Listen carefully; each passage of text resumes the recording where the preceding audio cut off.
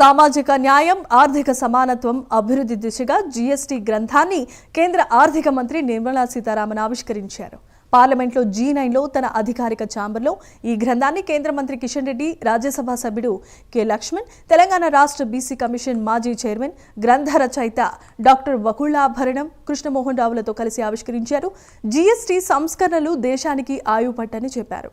వివక్ష రహిత సమాజ నిర్మాణమే లక్ష్యంగా జీఎస్టీ సంస్కరణలను కేంద్ర ప్రభుత్వం ప్రవేశపెట్టిందన్నారు నిర్మలా సీతారామన్.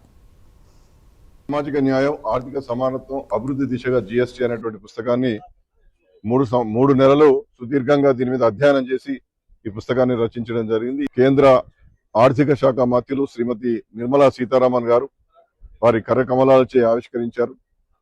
ఈ ఆవిష్కరణ మహోత్సవంలో కేంద్ర బొగ్గు గనుల శాఖ మంత్రులు శ్రీ జి కిషన్ రెడ్డి గారు, కేంద్ర ఓబీసీ మోర్చా అధ్యక్షులైనటువంటి ఆ విధంగానే రాజ్యసభ సభ్యులు డాక్టర్ లక్ష్మణ్ గారు కూడా పాల్గొన్నారు. అంటే జీఎస్టీ సంస్కరణలు కేవలం పన్ను తగ్గింపులు కాదు, ప్రజల యొక్క జీవన ప్రమాణాలను ఏ విధంగా పెంచగలిగినాయి, సామాజిక న్యాయానికి ఏ విధంగా పునాదులు వేయగలుగుతున్నాయి, ఆ విధంగానే సమసమాజ నిర్మాణానికి మాన్య యశస్వి ప్రధానమంత్రి శ్రీ నరేంద్ర మోడీ గారి యొక్క నాయకత్వంలో ఈ ప్రభుత్వం ఏ విధంగా సంస్కరణలు చేపట్టింది అనేటువంటిది 3 నెలలు